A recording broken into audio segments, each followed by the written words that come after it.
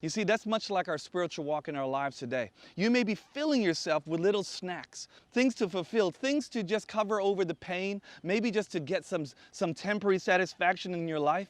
But yet, when you get to the real deal, the real hunger that's crying out from the inside, you're no longer that hungry. You might find that you're a little bit dull. That's because you've been snacking on things of the world. It's a very dangerous place to be. Don't eat in between meals. You heard that? Your parents tell you that? I say that to my kids. Don't eat in between meals, guys, so that you can eat the good meal that's being set for you by your mom and your dad. And yet, what do we do in our spiritual walk and in our adult walk? We eat in between meals. We fill ourselves. They may not be bad things, but they start to creep in and fill our lives. Today, I want to challenge and encourage you. Do not spoil your appetite for God's righteousness, because I'm telling you, when we understand this, you will live free and full. So don't seek out temporary fulfillment and joy in things of this earth. That's basically what I'm saying.